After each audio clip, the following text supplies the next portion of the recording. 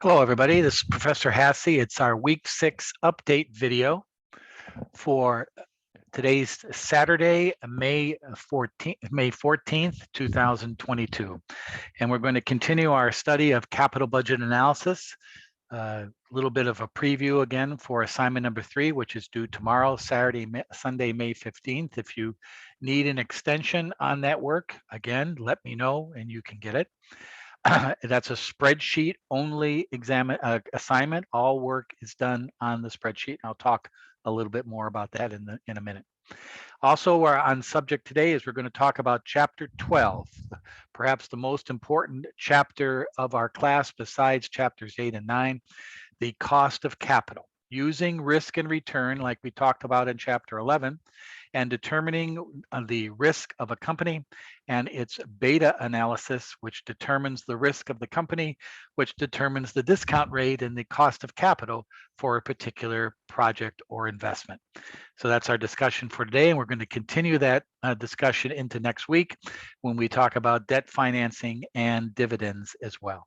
So a lot going on this Saturday morning. I am speaking during my student hours, but since it's been very quiet on the student hour front this Saturday since I rescheduled it, I'm creating our update video for this weekend to help you with assignment number 3.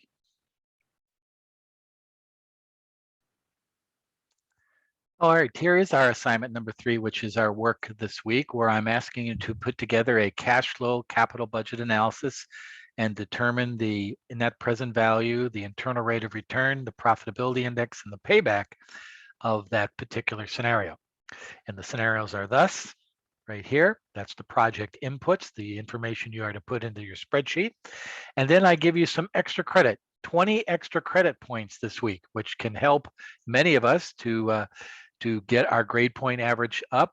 We'll be doing this in assignment 3 and assignment 4, where we have 20 extra credit points added to your grade, which will bring up your course cumulative average. So I hope some of you take advantage of this because it can mean the difference between an A and an A minus, or an A minus and a B plus, and so on. So again, take a look at those extra credit problems for this week. Here's the spreadsheet for our analysis that all the work is to be done for this week. It's assignment number 3 spreadsheet template. You are to download this and fill it in and do the arithmetic, and I'll just highlight that in just a minute. And here's the tab for the extra credit problems for the true false, fixed and variable cost analysis and break even analysis for this week. The extra credit problems are taken from my course lecture of this past Monday in week number 6. So here's the capital budget case, and very similar to what we worked on in chapters 8 and 9. You can use that as your template. But just basically what you want to do is you want to take the information given here. For example, here's our equipment cost. The equipment cost is minus $750,000. That's our equipment cost for the period of time. Our sales are told to us, remember, we're selling 40,000 units at $40 a piece. So what you should put into this cell is equal 40,000 units times $40. And there's your sales amount, $1,060,000 a year. Very similar to what we did in chapter 9 problem last week. You just have to put in the calculation, and that's what I'm looking for. That's very important. So naturally, our sales are the same every year. So once you do that calculation, you can just paint this all the way down the line, and there's our total sales. Our expenses, well, you do the rest. Our variable cost rate is $30. So we're going to put in this cell $30 times the number of units we're selling each year, 40,000. So 40,000 times $30 will be this number here. Fixed cost, strictly a fixed cost of 175,000. That will be the same in every year. The depreciation is $150,000 a year. We're depreciating the $750,000 straight line over the total period. So 150,000 would go right here. Then right here, you do the arithmetic equals sales minus these costs will give you your earnings before taxes. Take 22% of that. Here's your net income. Salvage value is how much you're going to get from the equipment at the end of its life, which would be going in year 5, you would get equals $25,000. That's additional cash flow in year 5. But since we're fully depreciating that asset over time at $150,000 a year, that means this $25,000 extra cash we're getting at the disposal of the asset is going to be a capital gain. If you remember back to your accounting days, when you fully depreciate an asset and you dispose of it, and the disposal is more, you get additional money, that's a gain, that's a tax. So we're going to have to take that $25,000 and multiply it times our tax rate, or take it 25,000 times 1 minus 0.22, which is our tax rate. The remaining number then will be $19,500. In other words, we have to pay 22% of the 25,000 as a capital gains tax. We're going to net out $19,500 of cash in year 5. So I'll just leave that there as a nice little helpful hint. Then we add back in depreciation. That will be that'll be the 150,000 added back in.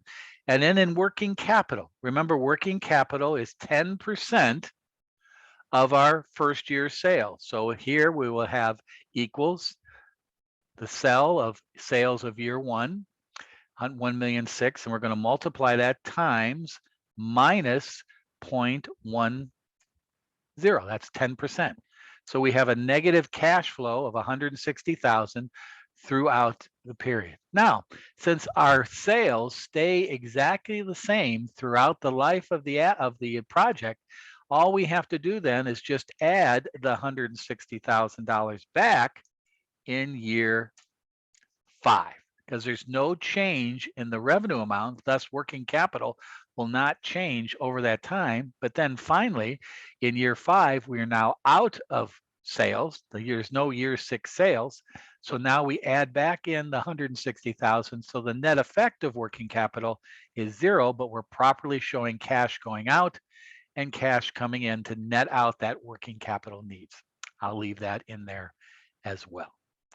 And finally, after we fill in all these numbers, then we determine our net cash flow. Well, it's very simply, the net cash flow in year 0 is the investment plus the working capital needs, 910,000. And then here will be the net income plus depreciation.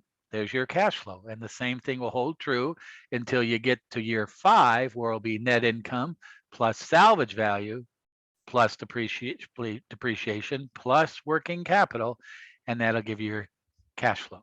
Now you'll have all the cash flow numbers. Don't worry about this total column. I don't know why that's there. And now you can determine your discounted cash flow with a cost of capital of 9%. You can determine your internal rate of return. You can determine your profitability index. You can determine your payback from our work in chapter 8 and 9. Then you have to determine, in your idea, is this a go or a no-go project? That's assignment 3. The only difference between assignment 3 and assignment 4 is in assignment 4, you're going to be calculating this cost of capital, the 9%. Assignment 4, you're going to be given a problem where you have to determine what is the company's cost of capital, weighted average cost of capital. That's what you're doing in assignment 4 next week. Everything else stays the same, except you're now determining from chapter 12 work, what is that cost of capital? This is a huge number in business. The higher the cost of capital, the more expensive it is to get an adequate return out of the project. So that's assignment 3. Now let's talk about the subject of chapter 12, which will help us in assignment 4. I'm going to save this and also post it to this video of our update video for this week 6, and you'll have this template already begun for your assignment number 3 if you'd like to use it.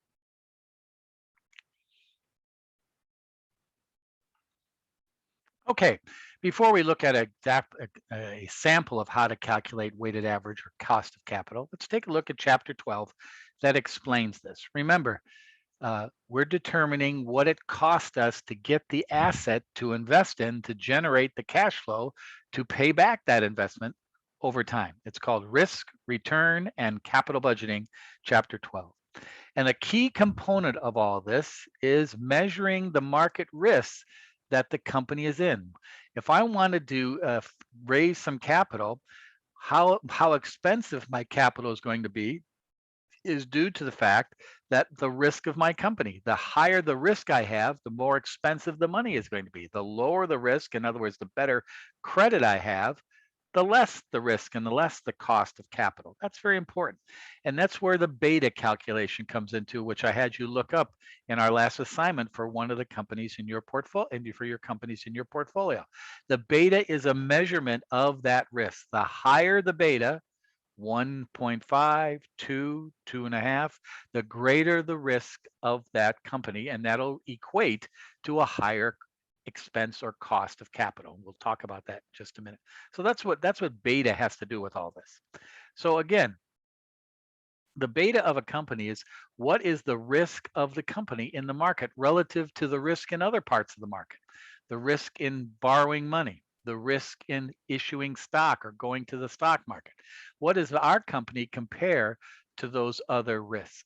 And a lot has to do with the capital asset pricing model. It's a formula that you're going to have to learn, and we're going to talk about that in just a minute.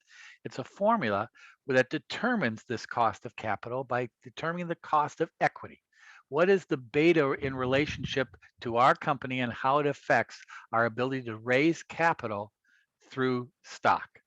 And that's the key component of Chapter 12, is understanding this capital asset pricing model. And we're going to now look at that in a review problem right now.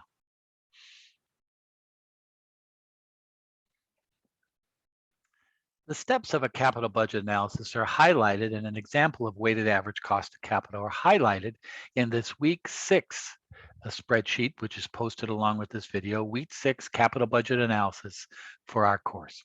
And it's a series of steps. How much are you going to invest in the asset? The asset investment. Its depreciable life sets the time period of this asset. The net income, revenue minus operating expenses. You've all done all these over the last couple of weeks. Net cash flow, depreciation, working capital, disposal, salvage value is adjusted to net income to determine your net cash flow. The return analysis, which you should be becoming familiar with. The 4 methods of determining return in dollars, net present value, in a percent, internal rate of return, in a ratio, the profitability index, and in years, the payback. And the final steps, which we don't have to worry about in this class, but you will worry about if any of you ever go on to graduate study, is the risk analysis. It's called the scenario and sensitivity analysis. But we don't have to worry about that in this class. But before you can begin these steps, asset investment, depreciable life, and so on, you have to determine what is your company's cost of money. And this is called the weighted average cost of capital. And that's the second tab here in this spreadsheet. And this is what you're going to have to calculate and figure out in assignment number 4, and also, be honest with you, in your final examination as well. But here it is. The cost of capital is a combination. Remember, there's 3 ways that company can acquire capital, assets. 3 legal ways. They can debt, they can borrow the money, they can issue equity, stock, or ownership, and they can make a profit. Okay? Each one of these has a cost. Debt, the cost is equal to the interest that you pay on that debt, the interest. Equity and profit, which is part of equity. Remember, profit is retained earnings. The cost is the cost in this is the expected return by investors. What do they expect to return? Like if you go buy a stock today, you're going to say, "Oh, I'm buying the stock today because I expect to lose money." No, I don't think so. You're buying a stock because hopefully it invests over time. It grows over time with the success of the company. It increases its value. If the company makes a profit, that value of the company will go up because they have more income. They have more cash flow. So the cost of equity is associated with what the investors expect to return in the market. And that's what the capital asset pricing model is. And we're going to talk about that in just a minute. But let's determine. Remember, there's two costs we have to determine, and it's highlighted down here: the cost of debt and the cost of equity. All right. But before we do that, we have to understand what is this number. It's called the capital structure. Sound familiar? We looked at that a little bit earlier in our class. The capital structure, the mix of debt and equity in the business. How is the company financed? Well, if you notice here in this problem or in this example,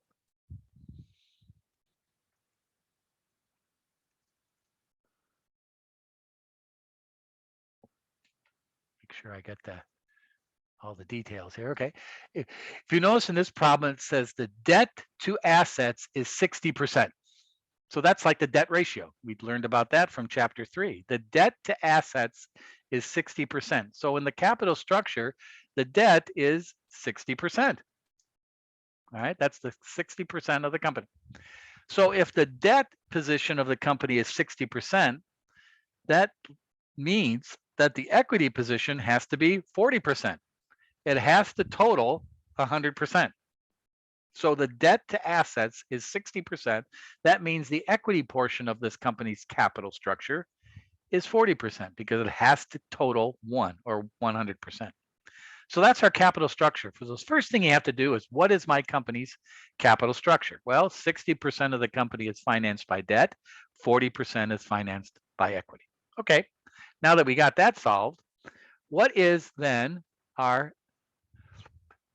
cost of debt? How much is what is it costing us to borrow this 60%? Okay, well, it's the cost of debt after taxes, because if many of you might know, in the real world, if you have debt interest expense, that is tax deductible. Now, for companies, they can deduct all the interest they want on their debt. For individual people, us, you and I, we can write off, or we can use as a tax deduction, the interest expense up to $1 million of debt. So if you have a home or have some type of debt that's up to $1 million, you can deduct the interest you spend annually on that debt of $1 million as a deduction on your taxes. Anything over $1 million, you can't deduct. But corporations can deduct $1 of debt up to $100 billion of debt if they have it. They can deduct the interest. It's very attractive. Why does the IRS let companies do this? It encourages them to borrow money. It creates cash flow in the economy. It creates growth in the economy by borrowing money. So that's why they encourage this tax deduction. So if I want to determine the cost of debt of this particular company, I have to look at two things. What is their interest rate? Their corporate rate is 30%. And the interest rate that they're paying on this debt is 9%. Now, in the real world, companies have a variety of different debt positions at different interest rates, and they'll have to net all those out and average what the debt is. But for our class, and just to keep things simple, we assume the interest rate on all the debt is 9%. So if we're paying 9% on our debt and we can deduct a tax rate of 30%, what is our after-tax cost of debt? Well, that would equal 9%, 0.09, times 1 minus the corporate tax rate, 0.30. In other words, 1 minus 0.3 is 0.7. So 0.7% of 0.7, or 70% of 9, is our true after-tax cost of debt, which is 6.3%. So that's our cost of debt in this company. It's based on our corporate tax rate where we do business and the interest we have to pay on our debt due to our risk in the market. In this case, it's 9%. So after tax rate, or after tax cost of debt, 6.3%. So now what is our share of that debt as a total cost of our debt? Well, if our cost of debt is 6.3%, all right, that means that our weighted average cost of debt is 3.78%. Well, how'd you get that, Mr. Hasse? Well, I'm taking 60%, which is the percent of our capital structure that is funded by debt, times that cost of debt after taxes that we just calculated, 6.3. So our after-tax weighted average cost of debt is 3.78%. We're halfway there. Now we have to determine what is our cost of equity. What is it costing us to issue stock or issue ownership in our business? And as we said earlier, that is what our investors expect to return in the market. Well, there's basically three markets we're talking about in this analysis. First of all, the risk-free market. The risk-free market, which is the risk-free interest rate. Oops, risk-free. Risk-free market. And that's the risk-free interest rate. In other words, that is high, let's call it very, that's a bad word, safe investment. Literally, you're not going to lose any money. It's risk-free, safe investment. And in this case, in our problem, let's change this interest rate to what it is today in the real world. Right now in the real world, the risk-free interest rate as of Friday, the close of the markets, was 3.1%. All right, that's the actual risk. That's the 10-year United States Treasury yield. The 10-year United States Treasury yield. In other words, that's risk-free. You lend money to the United States government for 10 years, you're going to get your money at 3.1% as of Friday, over 10 years. That means if you give them $1,000, you're going to get roughly $31 or every year on that investment. 3.1% of $1,000, 31 bucks a year. Huge investment. But there's no chance that you're not going to get paid and get your money back. It's risk-free. The government will always pay. And here's why. If the government doesn't have money in their bank account, which happens a lot, and they can't pay you the $31 one year, or they in 10 years they can't pay you back your $1,000, they will just print more money. That's what they'll do. They'll go out to the markets and go to China and go to India and go to Great Britain and go to Brazil, and they'll say, dudes, how'd you like to lend us some money? And they'll give them the money, and when they give them the money, they'll just print more money so they can pay you their debt that they owe you. That's how it works. General Motors can't print money. Professor Hasse, if he wants to go out for a cocktail tonight with his wife and doesn't have the money, he can't print money, because if he does that, he'll end up in San Quentin. It's illegal. General Motors can't print money. That's illegal. But the United States government has the legal right as a state to print money. That's why it's risk-free. The risk-free rate is the 10-year United States Treasury. So the risk-free rate is 3.1%. Now, the second area of the market is the stock market, or better known as the equity market. If I would invest in a stock fund today, or the S&P 500, which is that designation of our return in the market. There's 500 stocks, gives us a pretty good example of what we're going to invest in equity. That is the market rate of return. And right now, today, last Friday, the market rate of return is 10%. If you get into an ETF, or if you get into a money market mutual fund that invests in a standard return of companies, you'll get roughly, right now, the going rate is about 10%. Pretty good. That's include dividends as well, 10%. So that's the market return rate. So if I want to not lose any money and be guaranteed a return, I'll buy a 3.1% United States Treasury bond. If I want average return, I'm going to invest in an ETF or a mutual fund in the United States stock market, I'll get 10%. But what if I want to invest in this company's investment? What if I want to invest my money with this company that we have right here? That's the third market. It's the market determined by beta and risk in the market. And that's determined by the beta, which is 1.35. Remember, the risk-free rate, the beta, equals 0. The market return rate, the beta, equals 1. This company's beta is 1.35, a little riskier. That's why I wanted you to look up those betas to see where does your company stand in your portfolio in regards to risk.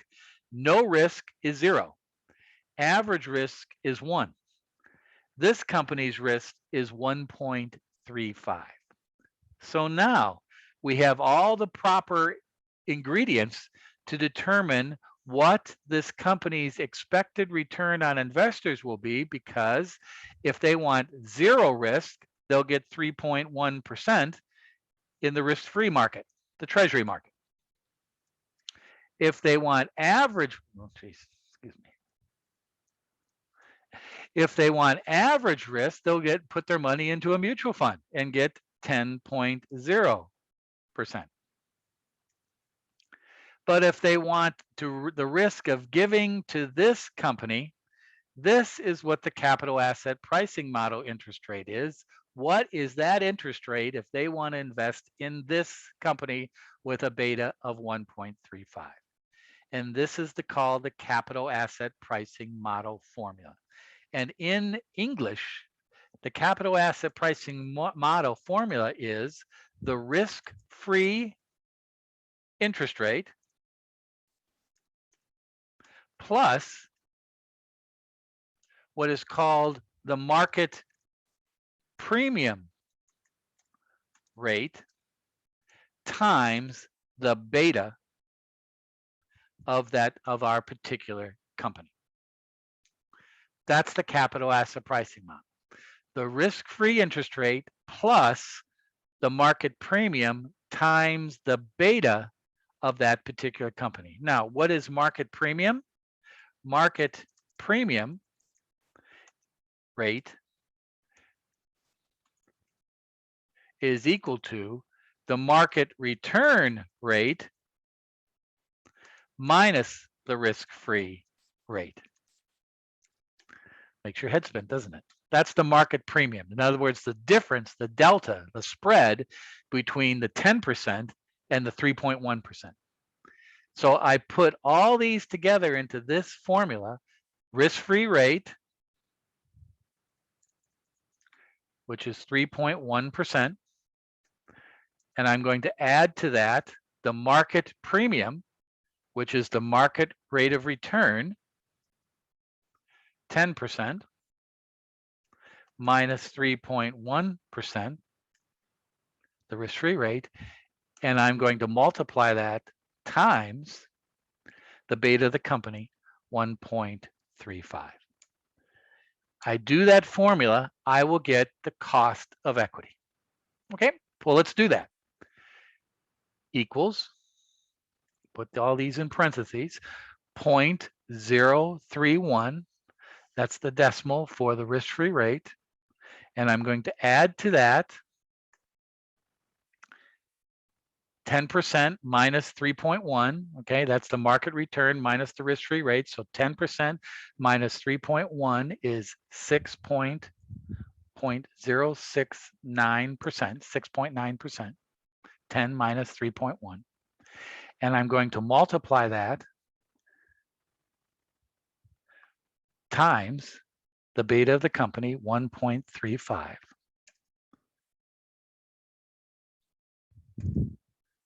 And here's my 12.42%. So in other words, 3.1% plus 6.9 times 1.35 gives us 12.42%. That's our cost. No, so this tells you the risk of the company. If I want 0 risk, I get 3.1%. If I want average market risk, I get 10%.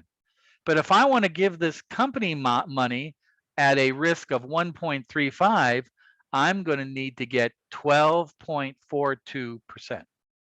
So when a company puts together a business plan and a business model, they have to, in this model, ensure the investors that they're going to return 12.42%. If not, why would I give you my money? If you're not going to make that expected return based on your risk in the market, I got a problem.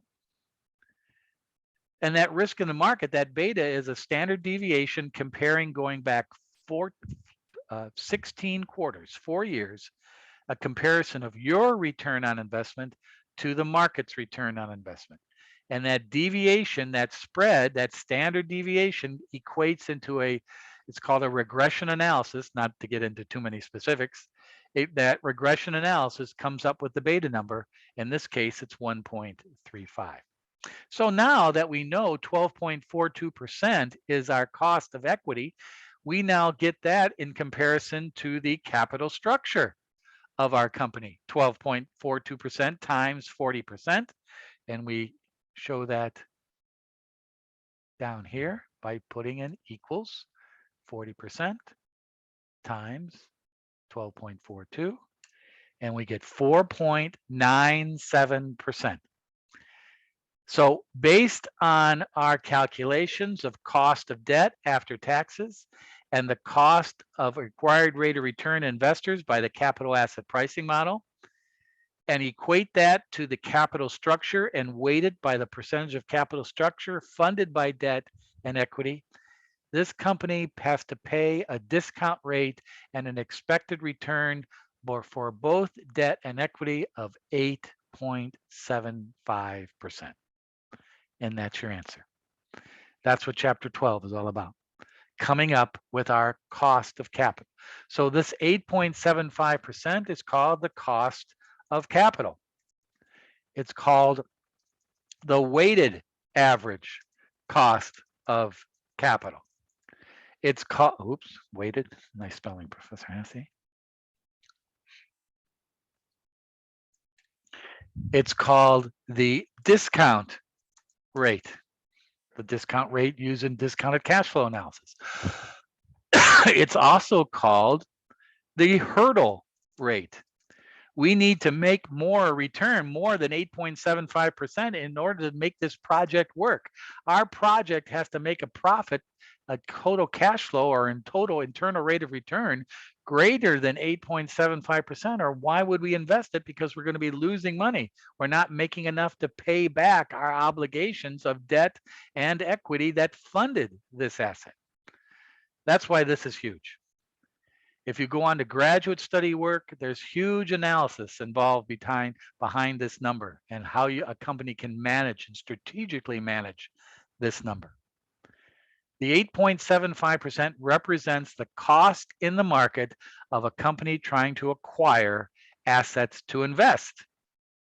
So when we look back at assignment number 3, the cost of capital is 9%.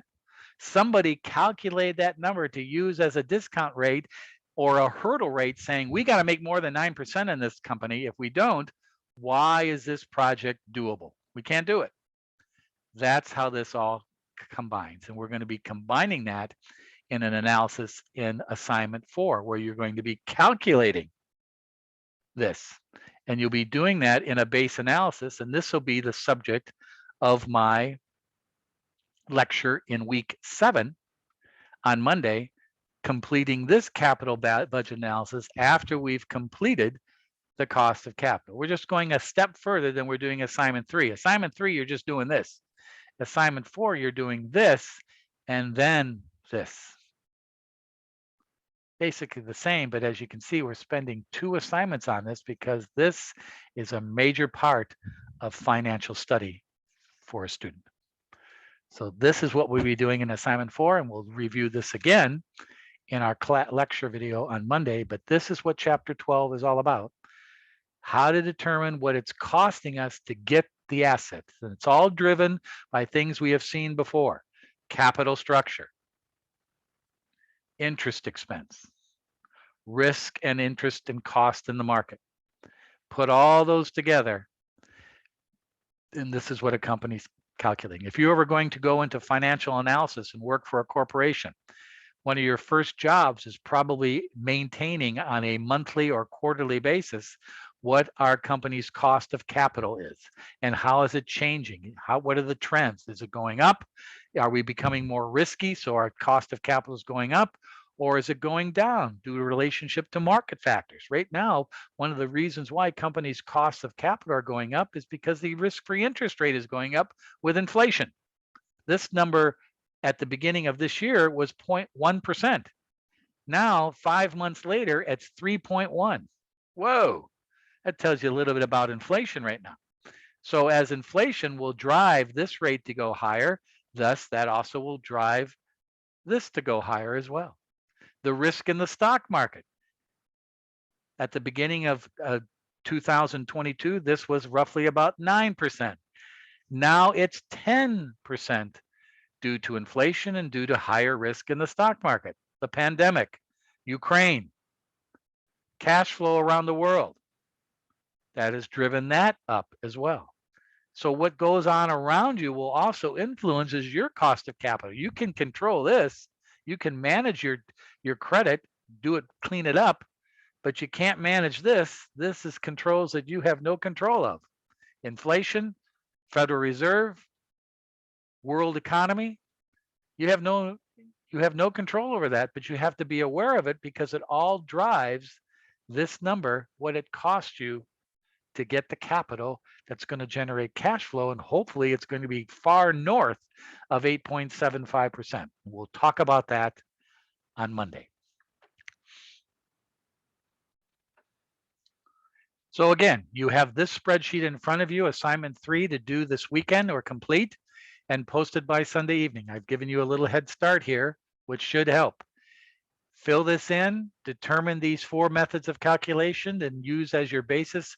Our spreadsheets from chapter 8 and 9 will help you, and also this video going over it again. So that's our work for this week. If you need an extension, please take advantage of that. We have some extra credit work. So remember, take some time and plan some time to do those extra credit questions to add some additional points to help you with your grade average. It's a good thing to do. All right, everybody, have a great weekend. Thank you for still being with us here in week 6. Good luck on your assignment. I'll be available if you have questions over the weekend. Thanks, everybody. Talk to you later. Adios.